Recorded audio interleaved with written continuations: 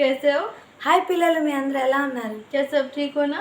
ఏంటి అందరూ బాగున్నారా? कहानियाँ अच्छा लग रहा है? స్టోరీ నచ్చుతుందా? पिछले संडे कहानी सुने हो? పోయిన ఆదివారం స్టోరీ విన్నారా? मैं एक क्वेश्चन पूछने वाली हूँ। నేను ఒక క్వశ్చన్ అడుగుతాను. इजरायलियों ने मिस्र देश में कौन सा पर्व मनाए हैं? ఇజ్రాయేలీలు ఐగుప్తులో ఏ పండుగ జరుపుకున్నారు? उस पर्व का नाम नीचे कमेंट करो। ఆ పండుగ పేరు కింద కామెంట్ చేయండి. अभी उसके बाद क्या हुआ है सुनते हैं। ఇప్పుడు తర్వాత ఏం జరిగిందో విందాం. मिस्र देश से सारे इजरायलियों को छुटकारा मिल गया।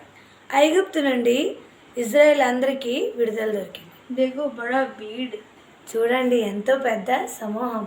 बच्चे बड़े छोटे जानवर पशु पक्षी छोटे छोटे पौधे भी सारे इजरायलियों उन सब लेकर वहाँ से शुरू हुए हैं ना। పిల్లలు పెద్దలు ముసలివాళ్ళు ఇంకా జంతువులు ఇంకా చిన్న చిన్న చెట్టులు ఎన్నో ఇలా అందరూ ప్రయాణం సాగించారు. तो वो लोग जाते जाते जाते मिस्र देश से बाहर आकर एक समुंदर के सामने आके खड़े हुए गए। వాళ్ళు వెళ్తూ వెళ్తూ ఐగుప్తుని దాటి కొంచెం దూరం వచ్చి ఒక సముద్రం దగ్గర ఆగారు. तो क्यों वहाँ पर रुक गए हैं అయితే ఎందుకు అక్కడ ఆగిపోయారు? और किस समुंदर के सामने रुके हैं? ఇంకా ఏ సముద్రం దగ్గర ఆగారు? उस समुंदर का नाम है लाल समुंदर। ఆ సముద్రం పేరే ఎర్ర సముద్రం. वो बहुत बड़ा समुंदर है। అది ఎంతో పెద్ద సముద్రం. तो इतना बड़ा झुंड वो समुंदर को कैसे पार कर पाएंगे? అయితే ఇంత పెద్ద సమూహం ఆ సముద్రాన్ని ఎలా దాటగలరు?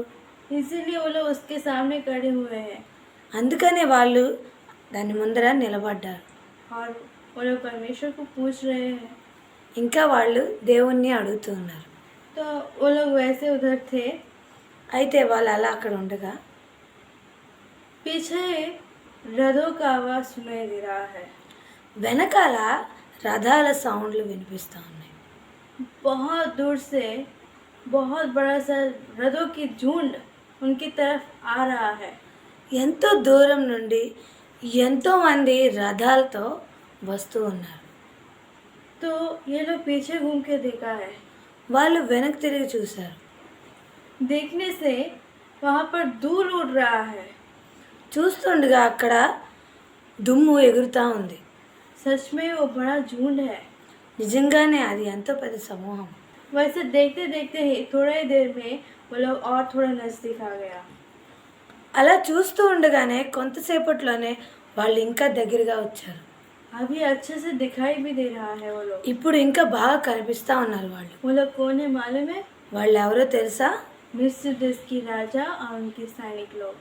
ఐగుప్తు యొక్క రాజు ఇంకా వాళ్ళ సైనికులు. राजा ने बड़े झुंड को लेके आ रहा है अपने सैनिक को लेकर रथों के ऊपर। రాజు పెద్ద సైన్యాన్ని తీసుకుని వాళ్ళ రథం మీద వస్తూ ఉన్నాడు. तो ये लोग क्यों आ रहा है? అయితే వాళ్ళు ఎందుకు వస్తున్నారు? इजरायलियों के साथ लड़कर फिर उन लोगों को अपना गुलामी बनाने के लिए आ रहा है। ఇజ్రాయేలుతో యుద్ధం చేసి మళ్ళీ వాళ్ళని దాసులుగా చేసుకోవడానికి వస్తుంది. अभी सारे इजरायलियों ने डर जा रहा है। ఇప్పుడు ఇజ్రాయేల్ అందరూ భయపడుతూ ఉన్నారు. अरे अभी हम लोग मिस्र देश में रहता तो बहुत अच्छा होता। అరే ఇప్పుడు మేము ఐగుప్తులో ఉండుంటే ఎంతో బాగుండేది కదా. अभी हम लोग उनके साथ युद्ध नहीं कर पाएंगे। ఇప్పుడు మేము వాళ్ళతో యుద్ధం చేయలేం కదా. फिर उनके हाथों में हार जाएंगे। మళ్ళీ వాళ్ళ చేతుల్లో ఓడిపోతాం కదా. पहले से भी ज़्यादा कठिन शिक्षाओं से हमें गुलामी बनाएंगे ना। ముందుకన్నా ఎక్కువగా ఎంతో శిక్షిస్తూ మాకు దాసులుగా చేసుకుంటారు. अभी हम कैसे करूँ ये सब? ఇప్పుడు మేము ఇలా ఎలా చేయగలం? बोल के वो लोग बहुत खाफ रहे हैं। అలా అనుకుంటూ వాళ్ళు ఎంతగానో వణికిపోతూ ఉన్నారు. तो ये बात मोसेस के साथ भी वो लोग बोल रहे हैं। అయితే ఈ మాటలన్నీ మోషేతో కూడా వాళ్ళు చెప్తూ ఉన్నారు. तो मोसेस ने क्या बोला मालूम है? అయితే మోషే ఏం చెప్పాడో తెలుసా? मोसेस ने बोल रहा डरो मत। మోషే ఇలా అంటున్నాడు, భయపడకండి, हम लोग के तरफ में परमेश्वर युद्ध करेगा। మన తరపున దేవుడు యుద్ధం చేస్తాడు. हम लोग को युद्ध करने का जरूरी नहीं है। మనం యుద్ధం చేయడానికి అవసరం లేదు. और वो ऐसे बोलकर परमेश्वर की तरफ आसमान की तरफ देखते हुए परमेश्वर को प्रार्थना करना शुरू किया। వాళ్ళు అలా చెప్పుకుంటూ ఆకాశం వైపు చూస్తూ దేవుడి వైపు చూస్తూ ప్రార్థిస్తూ ఉన్నారు. तो प्रार्थना करते ही रहा। అయితే వాళ్ళు ప్రార్థన చేస్తూ ఉండగానే आसमान से एक स्वर्गदूत उतर आया। ఆకాశం నుండి ఒక దేవదూత కిందికి వచ్చింది. वो कैसा है मालूम है? అది ఎలా ఉందో తెలుసా? एक आग की खंबा की तरह था అది ఒక అగ్ని స్తంభం లాగా ఉంది. और वो बहुत बड़ा है, ఇంకా అది ఎంతో పెద్దది, आसमान से लेकर धरती तक। ఆకాశం నుండి భూమి వరకు. और इज़राइल की प्रजा और मिस्र देश की प्रजा के बीच में वो खड़े हो गए। ఇంకా ఇజ్రాయేల్కు ఇంకా ఐగుప్తులకి మధ్యలో అది నిలవబడింది. अब मिस्र देश वाले उस दूत को पार करके इज़राइलियों के पास नहीं जा पाएंगे। ఇప్పుడు ఐగుప్తులైన వారు ఆ దూతని దాటి ఇజ్రాయేల్ యొద్దకు వెళ్ళలేరు. अगर जाने से वो लोग मर जाएंगे। ఒకవేళ వెళ్ళినట్లయితే వాళ్ళు చనిపోతారు. अभी मोसेस को परमेश्वर बोल रहा है, ఇప్పుడు మోషేతో దేవుడు ఇలా అంటున్నాడు, तुम्हारे हाथ में लकड़ी है ना, నీ చేతిలో కర్ర ఉంది కదా, उसको समुद्र की तरफ बढ़ाओ। దాన్ని సముద్రం వైపు చాపు. और मोसेस ने जैसे परमेश्वर किया वैसे किया। అయితే మోషే దేవుడు ఎలా చెప్పాడో అది చేశాడు.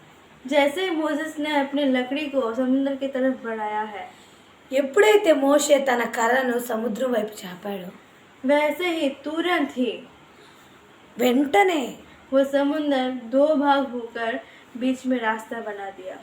ఆ సముద్రం రెండు భాగాలుగా మారి దారిని ఏర్పరిచింది. अभी मोसेस ने क्या किया मालूम है? అప్పుడు మోషే ఏం చేశాడో తెలుసా? वो समुद्र में जाना शुरू किया ఆ సముద్రంలో ఏర్పడిన దారిలో వెళ్ళడం స్టార్ట్ చేశాడు. और सारी प्रजा को बोल रहा है, मेरे पीछे करो, सभी को इस तरफ से हम लोग इस समुद्र को पार करते हैं। ఇంకా ప్రజలందరితో ఇలా అంటున్నాడు, నా వెనకాల రండి, మనము ఈ సముద్రాన్ని దాటాలి. और सारी इज़राइल की प्रजा जल्दी जल्दी उठकर मोसेस के पीछे उस समुद्र को पार करना शुरू किया।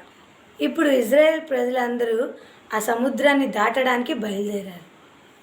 और सभी को जल्दी जल्दी जल्दी उस समुद्र को पार कर लिया। ఇంకా తొందరగా ఆ సముద్రాన్ని అందరూ దాటారు. जैसे ही वो सभी पार कर गए हैं, ఎప్పుడైతే వాళ్ళందరూ దాటి వేశారో इज़राइल की प्रजा और मिस्र देश की प्रजा में जो स्वर्गदूत था वो परलोक चले गया। ఇజ్రాయెల్ ప్రజలకి ఇంకా ఐగుప్తు ప్రజలకి మధ్యలో ఉన్న ఆ దూత వెళ్ళిపోయింది. अभी मिस्र देश की राजा ने आज्ञा दिया, सभी के उनकी पीछा करो और वो लोग जिस रास्ते में पार किया है उसी रास्ते में सभी को जाओ। ఇప్పుడు ఐగుప్తు రాజు వాళ్ళందరితో ఇలా అంటున్నాడు, మీరు కూడా ఆ దారిలో వెళ్ళి వాళ్ళని పట్టుకోండి. तो सारे मिस्र देश की सैनिक लोग उनकी पीछा करना शुरू किया है। అయితే ఇప్పుడు ఐగుప్తు సైన్యం అంతా వాళ్ళ వెనకాల వెళ్ళారు. अभी मोसेस ने देखा है, ఇప్పుడు మోషే చూశాడు, ये सभी को उनकी पीछा कर रहे हैं। వాళ్ళందరూ వాళ్ళ వెనకాల పడుతూ ఉన్నారు. तो इज़राइल की प्रजा सभी को उस तरफ चले गए हैं। అయితే ఇజ్రాయెల్ ప్రజలందరూ అటువైపు వెళ్ళిపోయారు కదా. अभी फिर मोसेस ने अपने लकड़ी बढ़ाया। ఇప్పుడు మళ్ళీ మోషే తన కర్రని చాపాడు. जैसे मोसेस ने अपने लकड़ी बढ़ाया है, ఎప్పుడైతే మోషే ఆ కర్రని చాపాడో तुरंत समुद्र दीवार की तरह खड़ा हो गया था ना, अभी वो मिल गया है। ఆ సముద్రం గోడల్లా నిలబడి ఉన్నాయి కదా, అవి కలిసిపోయాయి. मिल गया मतलब राजा के जितना सैनिक था, जितना घोड़ा था, वो सभी को इस समुद्र में डूब गया। కలిసిపోయాయి అంటే ఇప్పుడు రాజు యొక్క సైన్యం అంతా అసలంలో మునిగిపోయారు.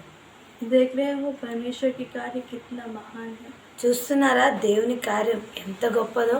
अभी इज़राइल की प्रजा अपने आवाज़ों को उठाकर एक सुंदर सी गाना गाए हैं।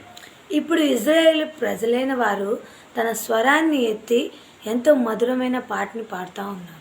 और उस गाने में वो लोग परमेश्वर की आश्चर्य काम और परमेश्वर उनके शत्रुओं को कैसे हराया है।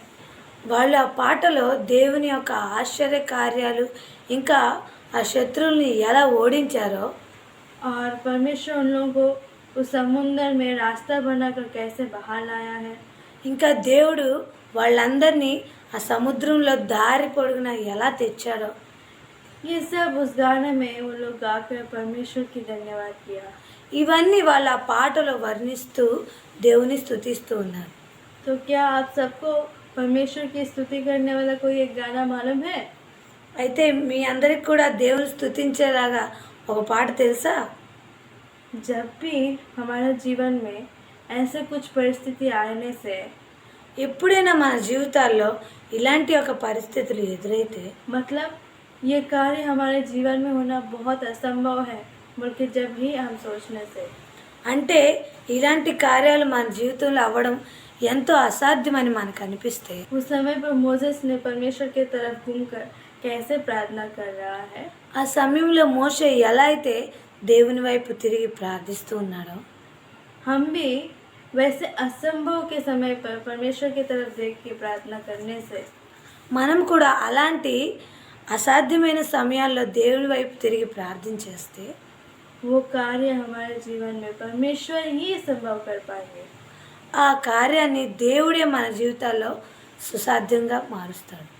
तो क्या हम परमेश्वर को प्रार्थना करते हैं? అయితే ఏంటి, మనం కూడా దేవుని ప్రార్థిద్దామా? असंभव को संभव करते हैं? అసాధ్యాలని సుసాధ్యాలుగా మార్చుకుందామా?